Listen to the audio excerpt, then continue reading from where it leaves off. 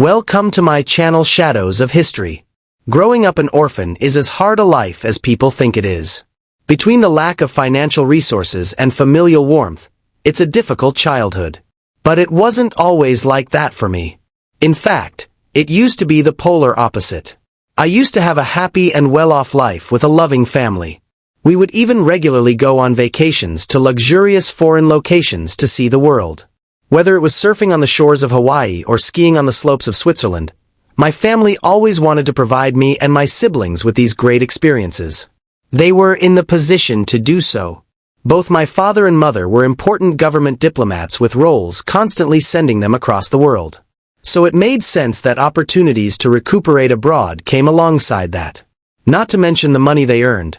I didn't appreciate how extravagant all these trips were at the time, but I certainly do now. It was one of these vacations abroad, ironically, which would cost me my decadent family life, and my entire family. Mother, father, brother and sister. Gone. I was as excited as I normally was when my family told me about the trip. This time, I was also intrigued. Not only would we be staying at a picturesque beach resort in the Maldives, but it would be in a very special, rare and new kind of hotel suite.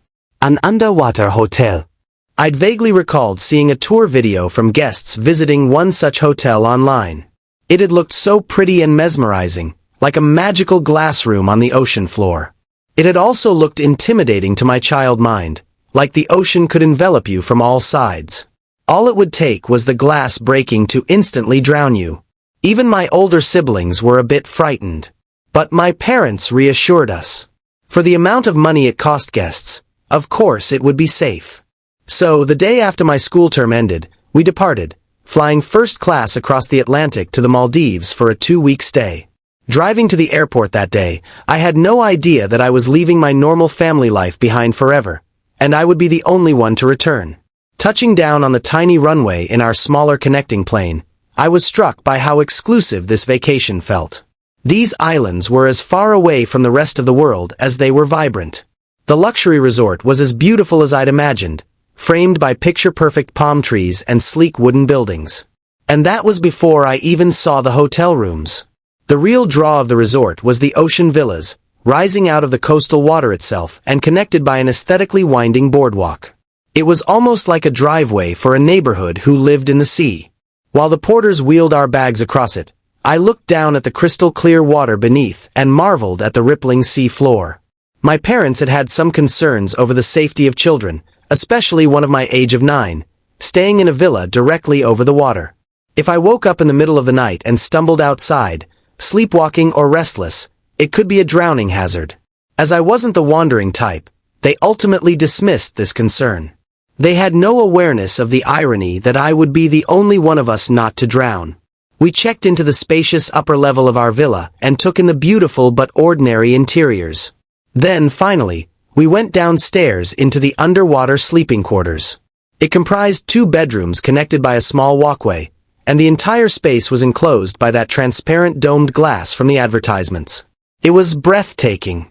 A tropical-themed hotel room, below the surface of the water, with glass walls displaying the sea life beneath the water.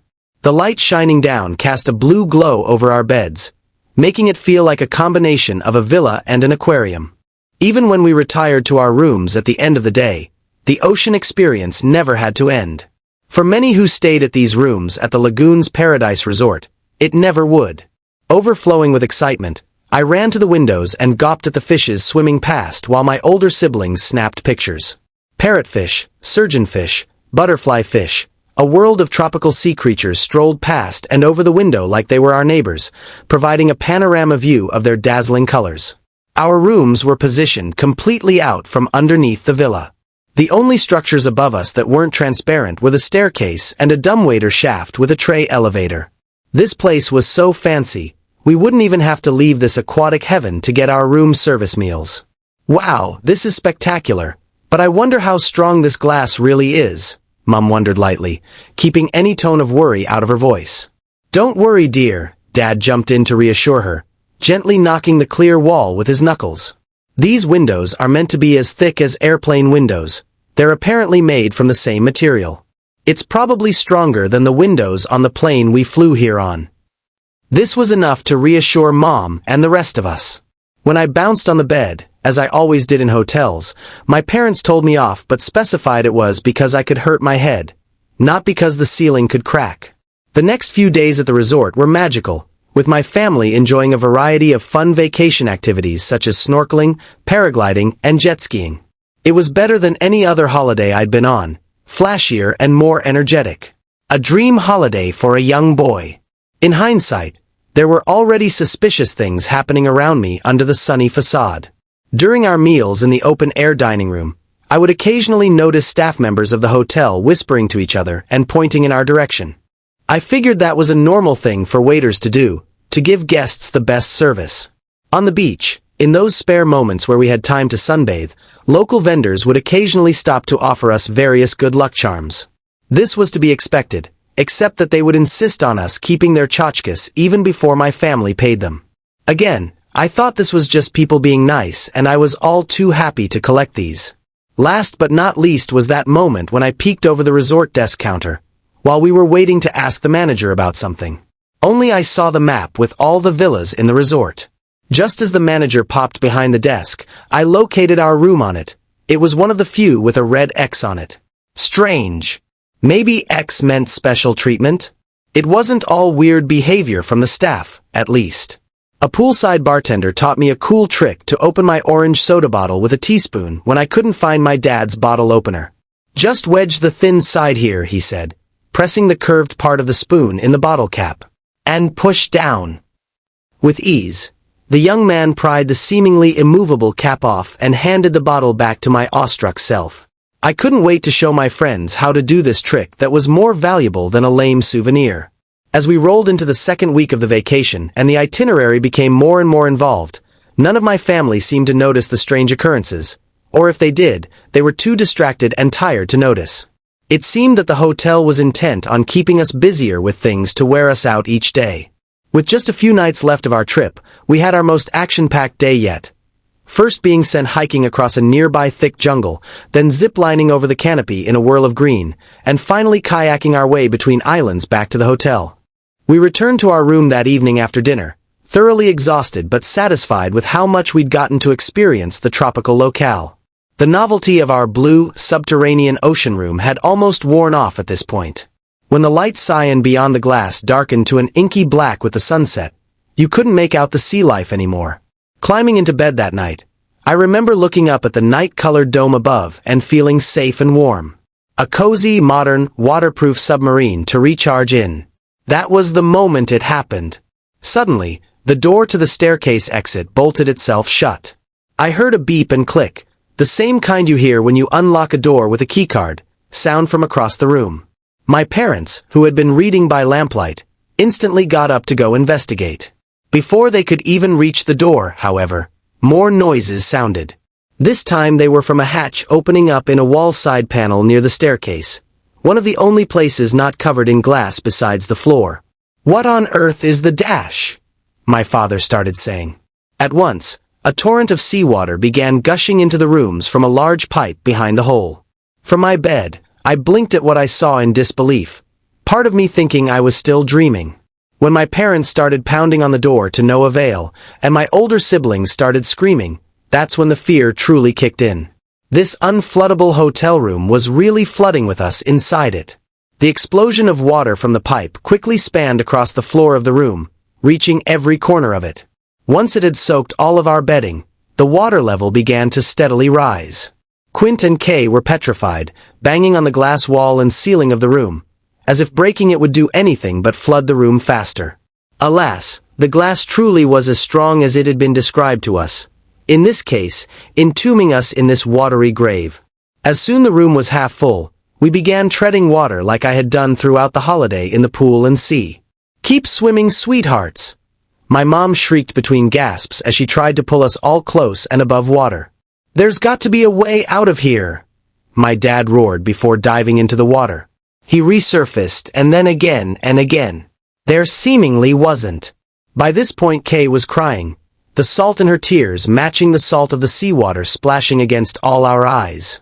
Next to her, Quint, normally not the type to feel any cold, shivered uncontrollably in the chilly tropical water. Pressed up against the glass, I recall somehow glimpsing a grayish fish outside despite the darkness of the ocean exterior.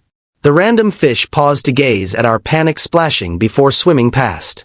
In that moment, I felt overwhelmingly jealous of its freedom. It was like we were the ones on display in an aquarium, trapped. As the water finally reached the top of the dome, we began to gasp desperately for our last breaths of air. And then we were fully underwater, holding our breath, waiting to drown. My family's last words had already been spoken. I don't even remember them. There had been no point wasting oxygen screaming. What neighbors would hear us down here? Not even a dumb waiter could. Dumb waiter! Instantly, the idea took hold in my mind. I didn't waste a second. I spun around, kicked against the ceiling of the dome, and dove down to the stairs. There was no prying that door open. My dad had tried with all his efforts already, but the dumbwaiter shaft was right next to it. My suspicions that it had clamped shut with the door were confirmed when I tried opening it. But that's what my lucky tool, which I'd grabbed on my dive down, was for. Using the narrowest edge of a spoon, I wedged the utensil under the door of the dumbwaiter and applied leverage like the bartender had shown me.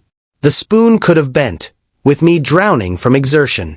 But miraculously, the little square door creaked open in the dim water. Heart pounding, lungs aching, eyes stinging, I squeezed my body into the narrow shaft. Then I kicked like hell upwards, hoping that tray elevator wouldn't be blocking my path to air. Instead, I surfaced with a deep gulp of air in the pitch-black shaft.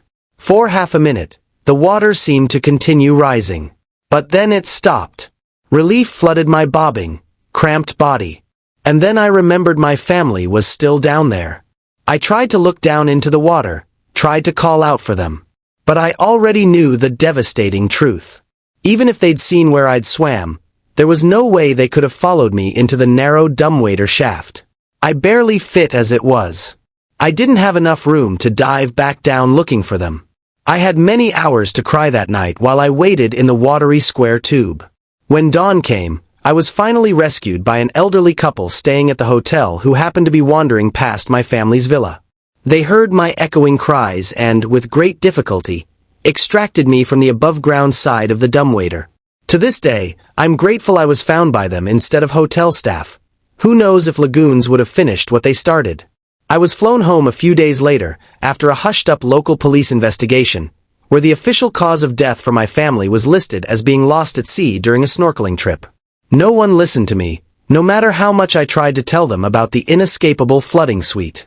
Our cameras and belongings were vanished by the hotel. They told me it was grief, trauma, and a child's imagination. Only after I got back to my family home and went through my parents' possessions did it click to me. They'd been sent an invitation to the resort at a discounted rate. My diplomat parents were guests there, but they weren't the clients being serviced. They'd been the victims of a conspiracy to assassinate them. My siblings and I were collateral damage. And the hotel, with their unbelievable underwater tombs, had been paid off to do this to countless other guests. I did eventually move on with my life.